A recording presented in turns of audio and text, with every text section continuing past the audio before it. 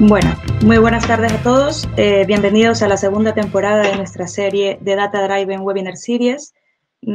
Queremos agradecer a todos por la gran aceptación que tuvimos en la primera temporada y por ello hemos decidido lanzar esta segunda temporada manteniendo la dinámica de transmisión con webinars cortos de aproximadamente 30 minutos de duración más 10 minutos de comentarios y preguntas al final de todo, ¿no? Al final de ello. Todo esto cada 2 miércoles al mes como la temporada anterior. Tendremos pues también, como siempre, invitados especiales que compartan con nosotros sus experiencias, resuelvan dudas y además pues expongan sus mejores prácticas en temas relacionados con los retos que tienen que enfrentar las organizaciones para convertirse en data driven y lograr una gestión eficaz y eficiente de los datos.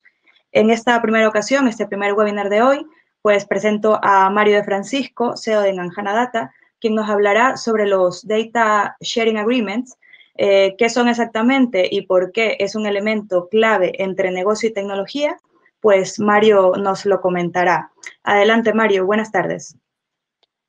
Hola, buenas tardes, ¿qué tal? ¿Cómo estáis? Muchas gracias a todos por venir esta tarde, por asistir a un webinar más dentro de la iniciativa de Data Driven Webinar Series. Como comentaba Hetza, la verdad es que bueno, estamos muy contentos con la aceptación que ha tenido la iniciativa desde en su primera temporada que arrancamos hace unos meses y con esta segunda temporada que empezamos hoy. Y bueno, esperamos poder seguir con esa dinámica. Esperamos poder seguir compartiendo conocimiento y experiencias en torno al mundo de los datos y enriqueciendo un poco la comunidad de datos que todos formamos. Así que nada, bueno, hoy vamos a hablar de Data Sharing Agreements, ¿vale? Que es un concepto que, bueno, está empezando a sonar bastante dentro de la industria, dentro del mundo del dato, pero se suelen encontrar diversas definiciones, diversos conceptos, no se ha terminado de aterrizar muy bien qué es eso y coincide, además, que los Data Sharing Agreements es algo que Nanjana viene desde los inicios, ¿no? Entonces, un poco sí que me gustaría comentaros cuál es nuestra visión de los Data Sharing Agreements, cómo podemos operativizarlos y al final qué implica todo esto.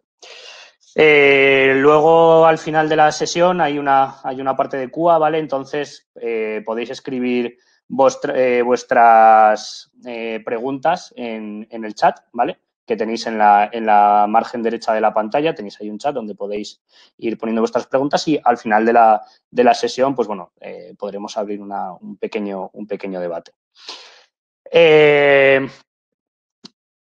Bueno, como todos sabemos, compartir datos es vital para ser data driven, ¿no?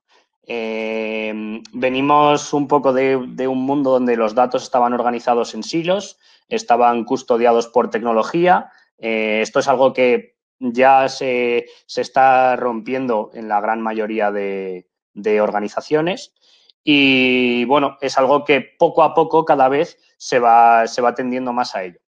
¿Qué beneficios podemos enumerar dentro de lo que sería compartir datos en una organización o entre organizaciones? Pues bueno, maximizar las sinergias entre diferentes intervinientes para mejorar lo que es la operativa diaria. Esto podemos verlo en el entorno de una sola organización donde diferentes departamentos tienen que compartir información para poder en su día a día, pues bueno, realizar sus tareas, sus actividades o tomar ciertas decisiones. O, por ejemplo, podemos ver un caso muy concreto de compartición de información entre diferentes entes o diferentes intervinientes que no tienen por qué ser de la misma organización, como por ejemplo, pues en materia de investigación o pues todos tenemos muy reciente el tema del COVID, etcétera. Al final son entornos donde compartir datos para maximizar las sinergias es vital, ¿vale? Además, bueno, pues compartir los datos hace que se mejore la calidad de los datos que se utilizan para tomar las decisiones, porque al final si tú estás compartiendo datos que tú generas o si tú estás utilizando datos de otra área, te preocupas mucho más por la calidad que tienen esos datos. Si yo estoy dando unos datos como servicio a alguien, a alguna organización o a otro departamento, yo me voy a preocupar de que esos datos sean buenos. y si yo como consumidor estoy utilizando datos que no son míos, que yo no produzco, pues yo voy a poner más énfasis en que esos datos tengan calidad. Y como sabemos, pues bueno, una mejor calidad de datos al final nos lleva a tomar mejores decisiones y de forma más rápida. También podemos hablar sobre la reutilización de desarrollos y trabajos ya realizados, aumentando la eficiencia de los proyectos de datos. ¿Qué quiere decir esto? Pues básicamente que cada proyecto de datos que se arranca nuevo pues no tenga que empezar de cero, ¿vale? O que quizá un proyecto de datos dentro de una organización, dentro de un departamento específico o pues para investigación quiero empezar a investigar en esta enfermedad o en este tipo de materia, pues todo lo que ya pueda haber que se haya trabajado y que me vaya a servir para mi proyecto, al final reutilizo eso y eso solo es posible si los datos se comparten, ¿vale? El compartir datos también conlleva un ahorro importante en costes operativos porque al final no tengo que duplicar procesos, no tengo que duplicar datos para ciertas actividades y, por lo tanto, redunda en una mejora en la productividad de los profesionales, tanto, como comentábamos, dentro de una organización para las tareas o actividades diarias que tenga, como en escenarios donde se tiene que compartir mucha información para conseguir un objetivo común. Igualmente, se pretende con la compartición de datos mejorar el time to market y el time to value de nuevos productos y servicios de cualquier tipo, ¿vale? A día de hoy, gran parte de los productos o servicios que se lanzan al mercado o que se quieren dar u ofrecer desde las administraciones públicas o desde ciertas asociaciones u organizaciones se basan en el conocimiento que tienen de su público objetivo, con el conocimiento de sus clientes, de los ciudadanos, en el conocimiento de los pacientes, etcétera, ¿vale? O de los asociados. Ayudar también a los científicos de datos, ese perfil que se consideraba como la profesión más sexy del siglo XXI, los data scientists, pero que en la realidad luego, pues gran parte de su tiempo lo emplean en buscar información, depurar datos, esto no me cuadra, esto tiene mala calidad, no sé dónde encuentro esto, y al final ellos, pues bueno, lo que tienen que invertir su tiempo es en mejorar, en sacar mejores modelos de analítica avanzada para poder mejorar las previsiones, las predicciones de estos modelos. Entonces, bueno, pues compartir datos lleva a ayudarles en su trabajo. Y luego hay una parte muy importante que yo considero súper importante y que además es algo que yo creo que va a ser una tendencia y está siendo una tendencia dentro de lo que es organismos públicos, que es el hecho de aportar transparencia y confianza, tanto de los datos como de los procesos de generación de datos, como del consumo de la información, etcétera. Al final, yo te puedo decir una cosa, pero para tú estar seguro de que realmente lo que yo te estoy diciendo es cierto o que no estoy tergiversando las palabras o lo que sea, si yo te doy acceso a la información bruta y te digo, oye, yo te digo esto, yo te cuento esto, pero es que si tú quieres ser crítico, si tú quieres hacerme challenge, que sepas que ha salido de aquí y lo tienes transparente, disponible, etcétera. Eso a mí me parece clave, sobre todo en la sociedad de los datos en la que estamos empezando a vivir.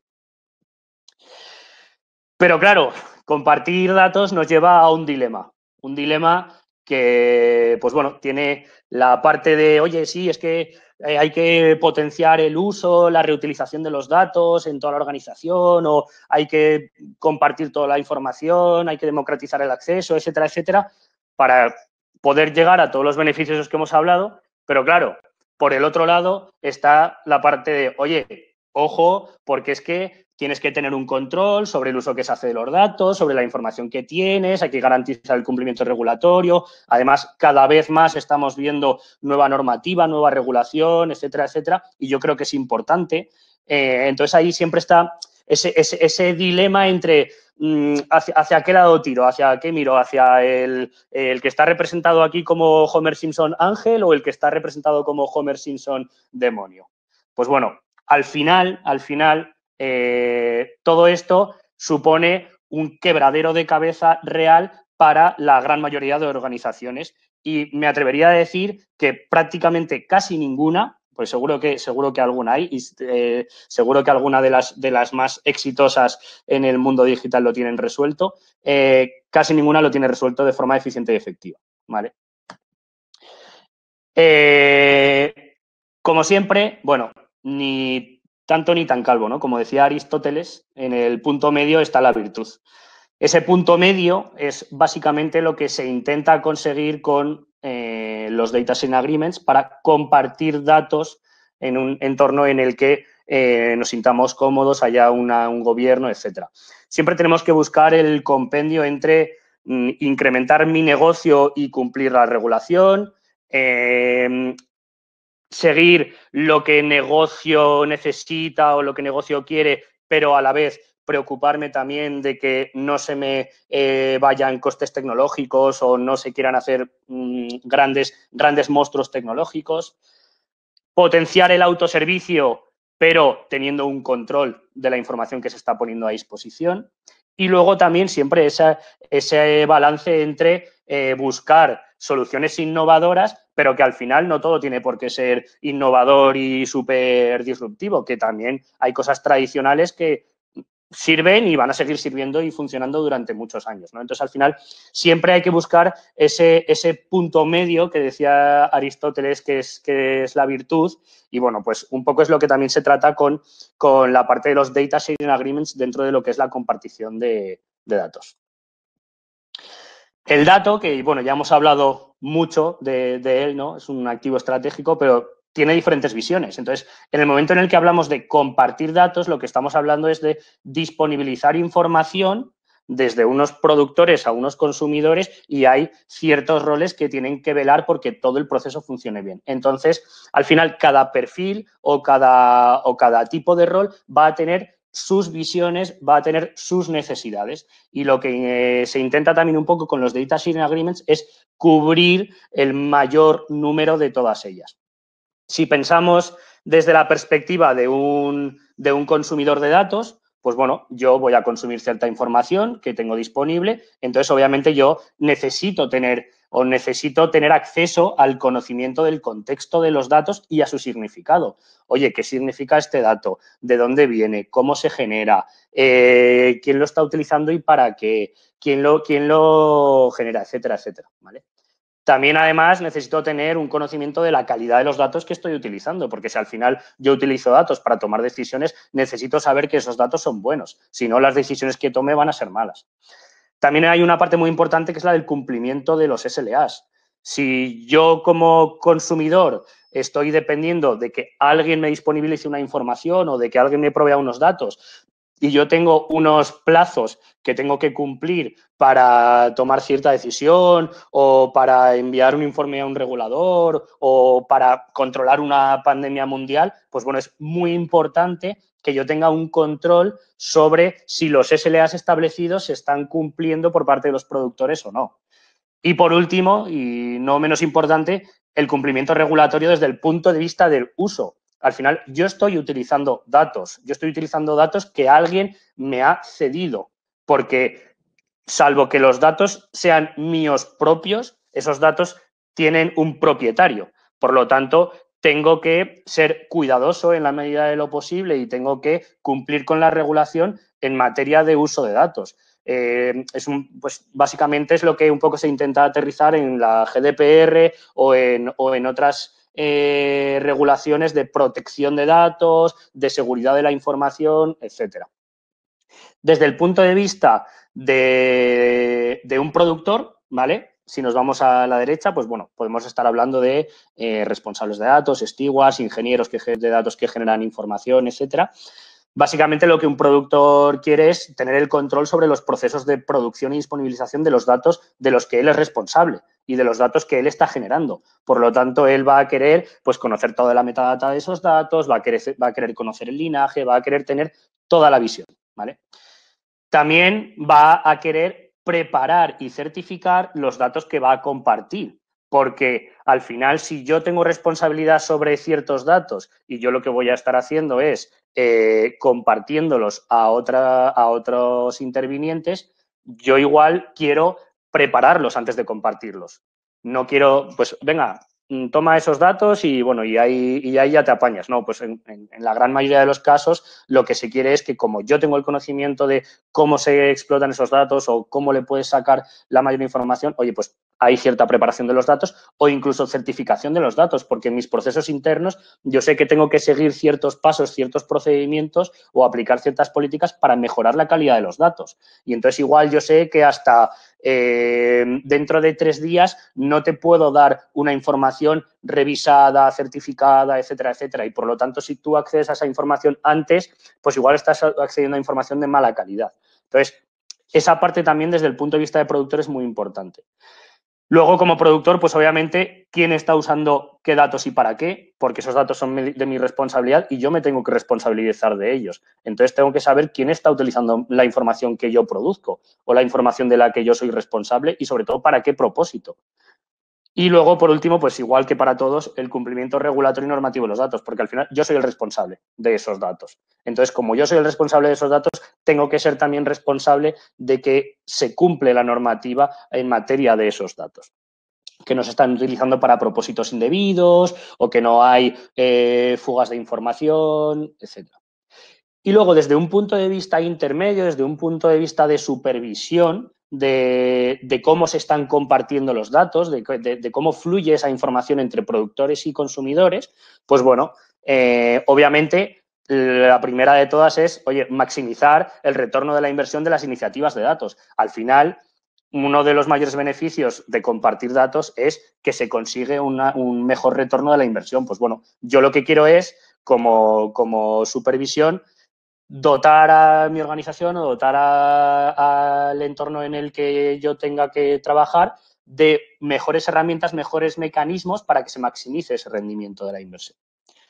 Por supuesto, aumentar la eficiencia y productividad en los procesos y de la gente que trabaja con datos, teniendo pues herramientas más automáticas, teniendo mejor acceso a la información, teniendo procedimientos y políticas más claros o disponibles, etcétera. Y, por supuesto, reducir costes, reducir riesgos operacionales, que son muy importantes también en la gran mayoría de los escenarios.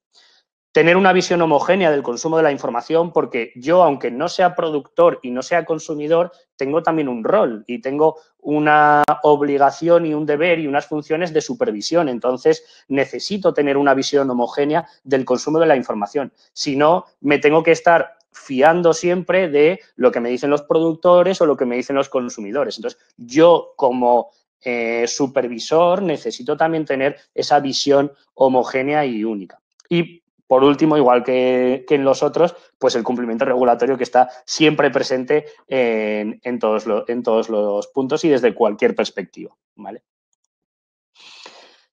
Bueno, ya hemos introducido un poco y, oye, pero realmente, ¿qué es un Data Sharing Agreement, ¿vale? Porque, pues bueno, hemos comentado que, oye, que es un elemento que intenta cerrar la brecha entre negocio y tecnología para compartir datos, que, bueno, pues viene muy bien para conseguir ciertos beneficios, cubre diferentes puntos de vista, etcétera, pero ¿qué es realmente? Bueno, pues un Data Sharing Agreement básicamente es un mecanismo para facilitar el cumplimiento regulatorio y normativo en el uso de datos, por un lado, pues regulaciones como GDPR. ¿Por qué? Porque tienes el control de qué datos se están compartiendo, a quién, para qué propósito, bajo qué condiciones de uso, qué políticas se tienen que aplicar aquí, etcétera.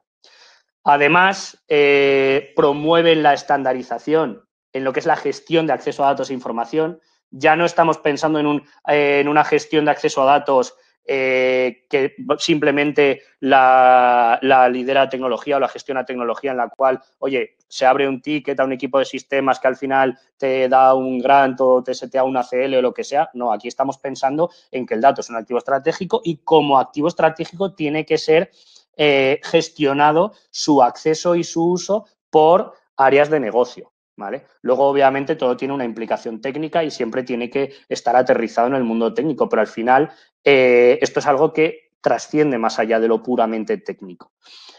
Los Data Sharing Agreements, además, ofrecen a los stakeholders una nueva experiencia de compartir información porque, bueno, facilitan todo esa complejidad técnica que hay por debajo. abstrayendo un poco de lo que es la tecnología de, oye, pues al final a este usuario que está en este sistema de gestión de identidades hay que darle un permiso en este sistema de gestión de accesos para que acceda a esta plataforma de datos y pueda lanzar su query y pueda tener el dato listo en el momento. Pues bueno, los Data Sharing Agreements un poco intentan elevarse de todo eso y ofrecer una nueva experiencia de compartir información entre productores y consumidores. Por supuesto, acercan el dato al consumidor de negocio, porque al final tú ya no estás hablando de tablas, campos, etcétera. Tú estás hablando de acuerdos de compartición de datos. Entonces, en esos acuerdos de compartición de datos, tú ya no hablas solo de activos físicos de información, también vas a estar hablando de activos de datos desde el punto de vista de negocio.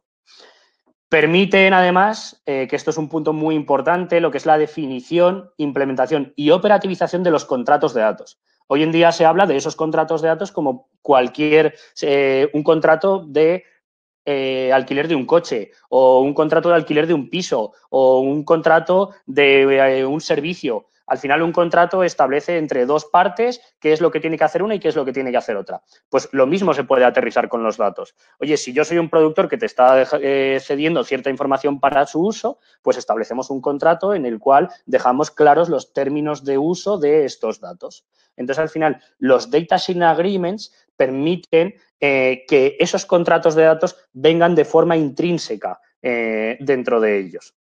Y luego, por último, aportan la flexibilidad necesaria para la aplicación de políticas de acceso a datos.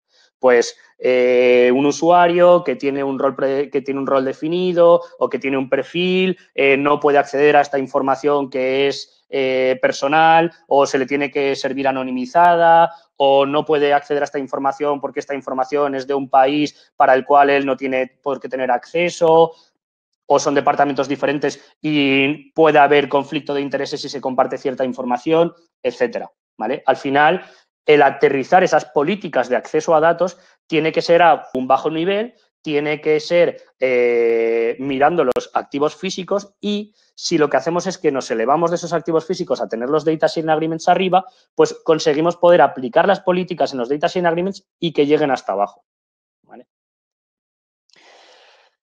Pero bueno, todo esto que queda muy bonito y queda muy bien en papel, al final lo importante es cómo lo operativizo, cómo yo pongo yo esto a funcionar, cómo empiezo a montar DSAs en mi organización o cómo empiezo a compartir información entre productores y consumidores.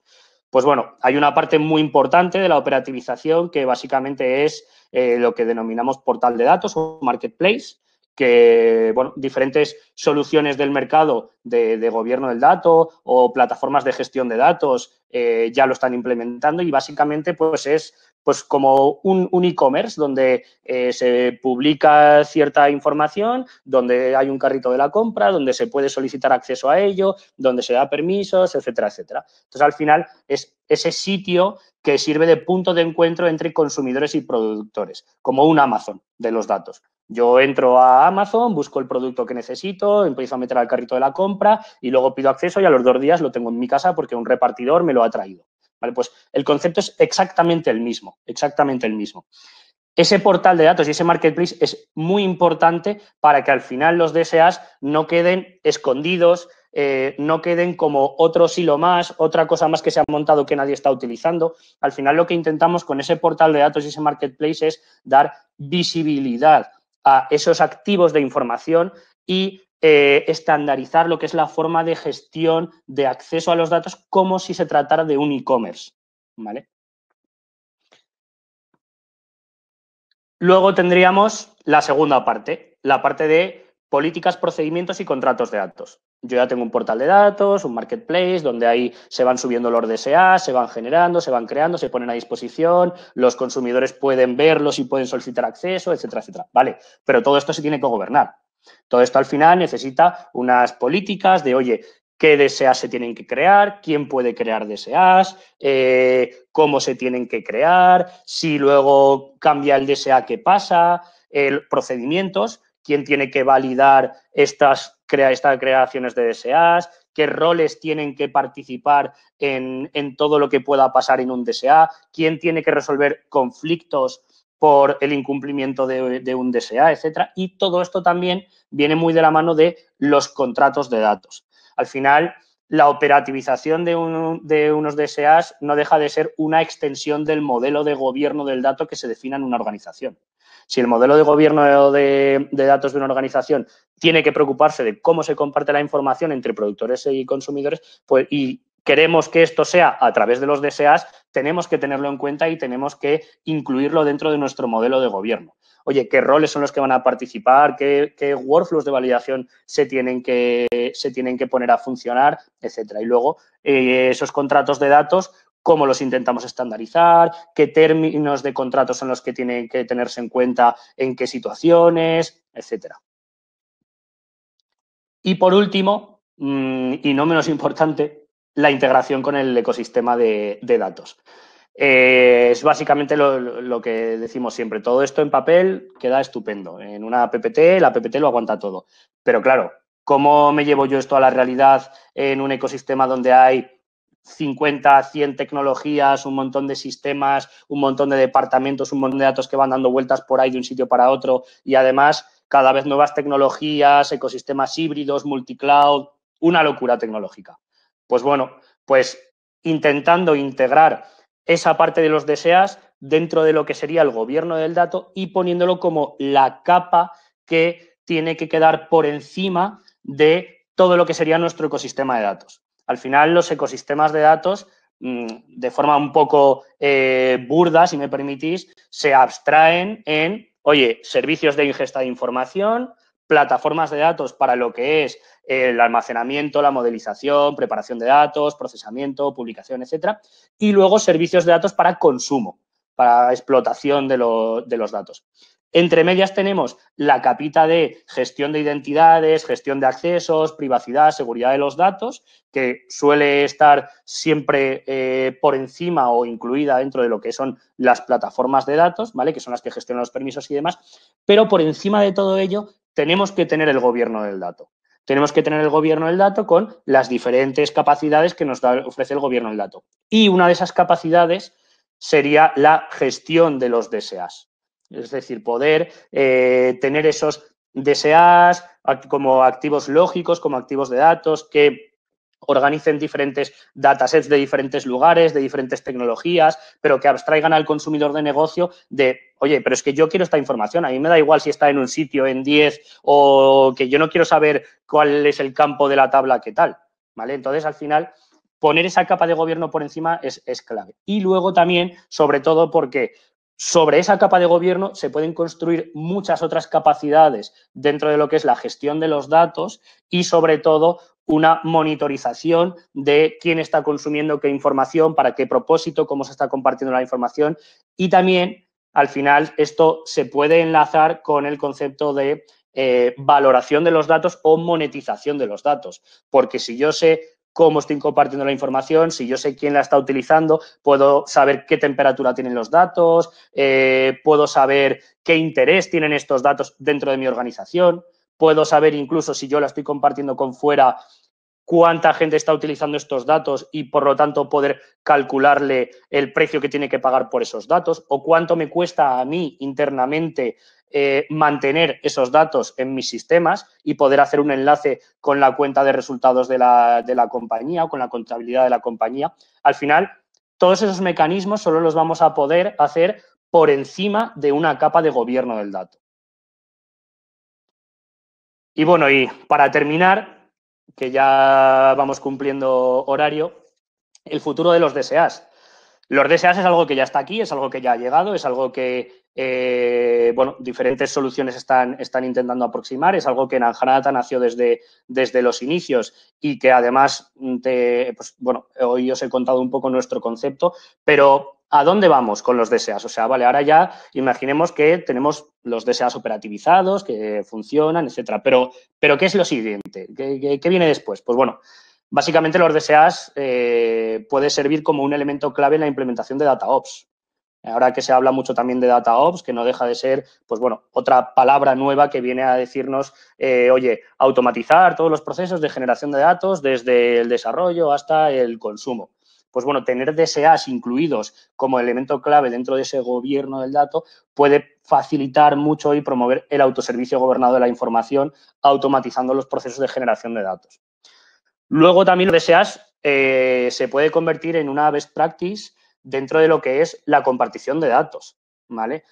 Sobre todo si lo pensamos desde el punto de vista, y de hecho ya es algo que en muchos foros se habla, desde el punto de vista científico o desde el punto de vista público, ¿vale? La Unión Europea o organizaciones de científicos ya están tratando pues bueno, estandarizaciones de Data Sharing Agreements que aseguren que se está cumpliendo la normativa, como, pues bueno, como se creó la licencia Apache para compartir software libre, pues bueno, habrá una especie de licencia que se aterrizará en un DSA para compartir Open Data, por ejemplo.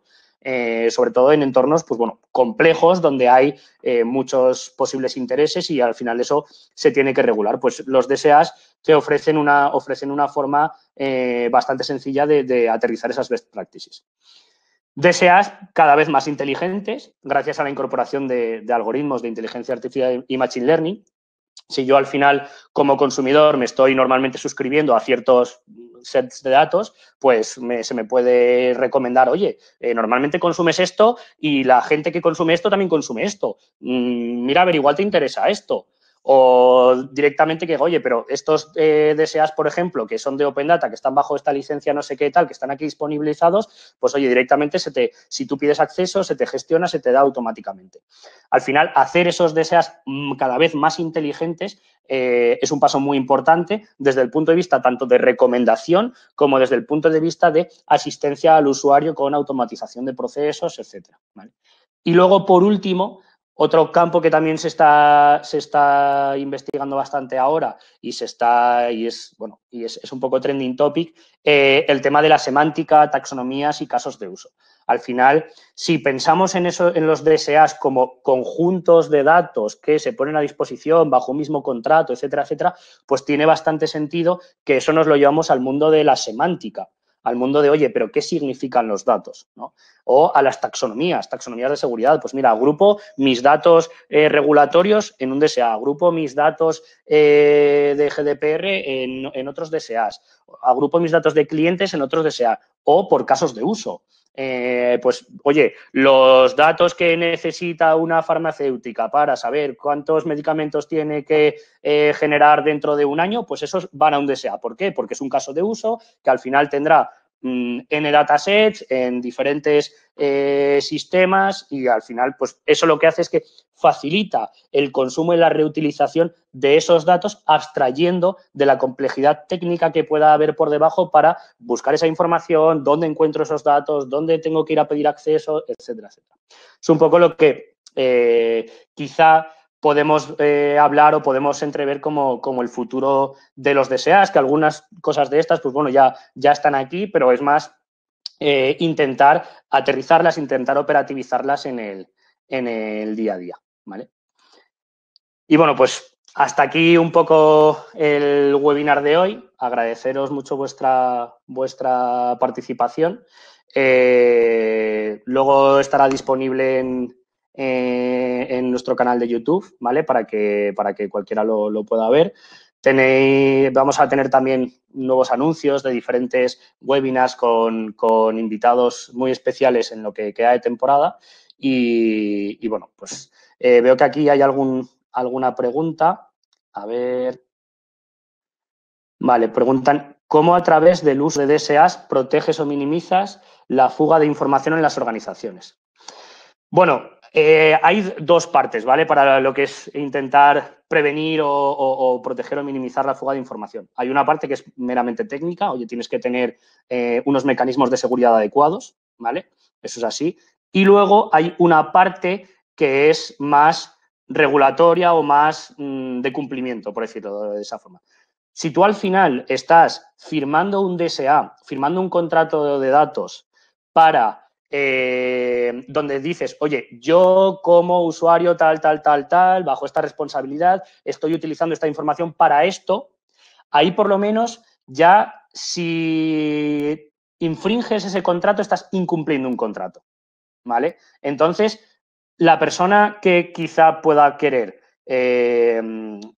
usar mal esa información, pues igual se lo piensa dos veces. Porque hay un contrato que habrá unas cláusulas que además dirá seguramente en ese contrato, oye, si tú incumples este contrato te puede pasar A, B, C, D, F, ta, ta, ta, ta, ta.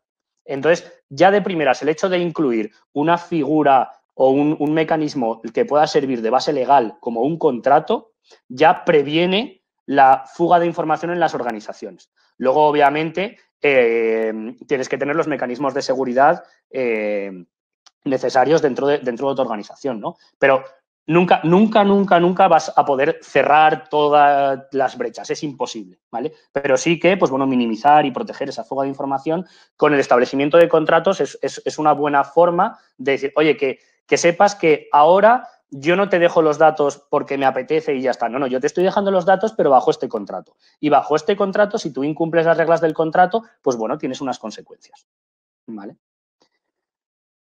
Preguntan, ¿cómo rompes la barrera de que los consumidores se remitan a estos acuerdos para conseguir la información y no lo hagan por fuera al poder ser estos acuerdos algo controladores? Pues básicamente, bueno, nosotros siempre lo decimos dándoles caramelitos, ¿no? Los caramelitos a los consumidores. Dos cosas muy sencillas.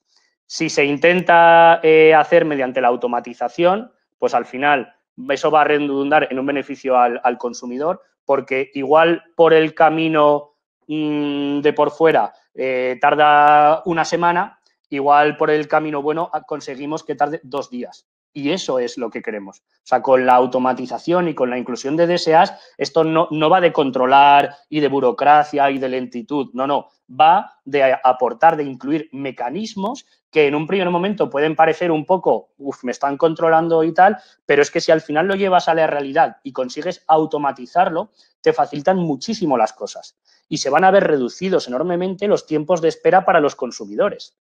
Y luego, por otro lado, que al final el consumidor se va a asegurar que si va por ese circuito va a tener datos de calidad.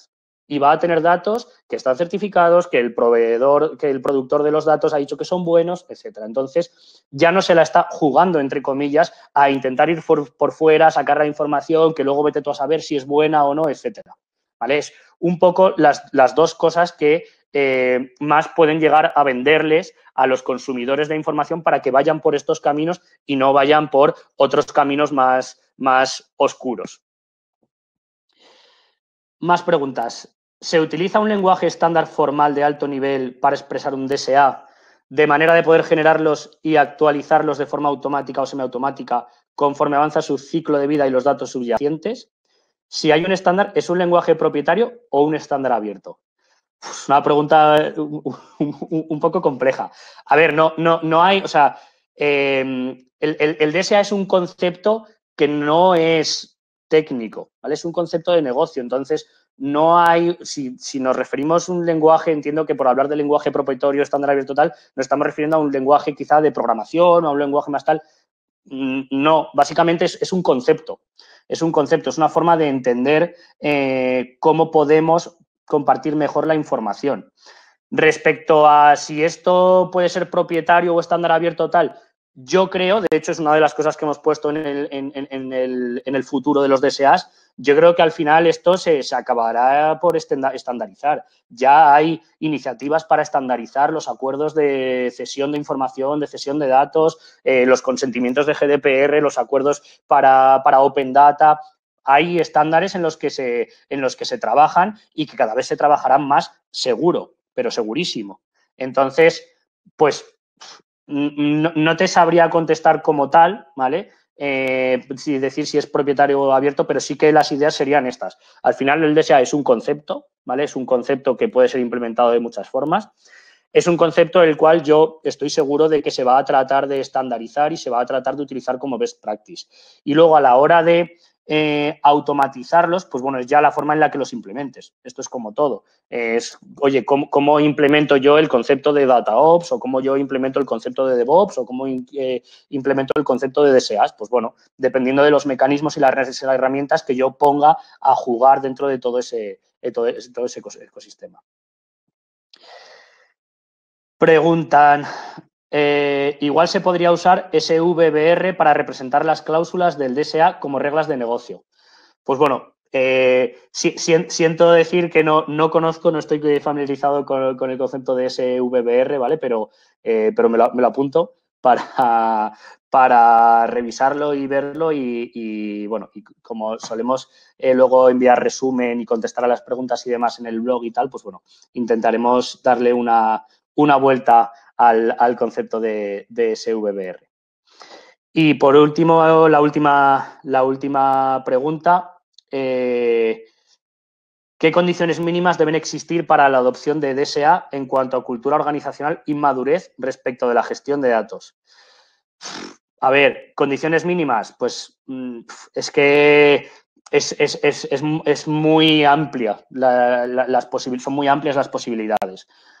Yo te diría que básicamente condiciones mínimas, que haya una predisposición, o sea, que se quiera implantar, es básico, o sea, que se quiera ir hacia ello. No se necesitan unas condiciones mínimas tecnológicas, no se necesitan unas condiciones mínimas de cultura ni de madurez, no, básicamente es predisposición, porque los DSAs, que es una de las cosas que hemos visto, te dan esa flexibilidad para que puedas implementar esto, pues un poco como quieras, ¿no? Al final, el DSA es un concepto muy flexible y que se puede aterrizar de muchas formas. Entonces, condiciones mínimas, yo te diría que predisposición y querer hacerlo, que al final es casi lo más complicado, ¿no? Y bueno, y pues hasta aquí el webinar de hoy. Espero que os haya resultado interesante. Si queréis conocer un poco más de los DSAs o de cómo aterrizamos en Anjanata los DSAs, pues no tenéis más que mirar en nuestra web o leer alguno de los recursos que tenemos o solicitarnos una demo. Y pues nada, muchas gracias a todos por vuestra participación y espero veros en los próximos webinars de Anjanata que vendrán cargados de muchas sorpresas. Muchas gracias. Hasta luego.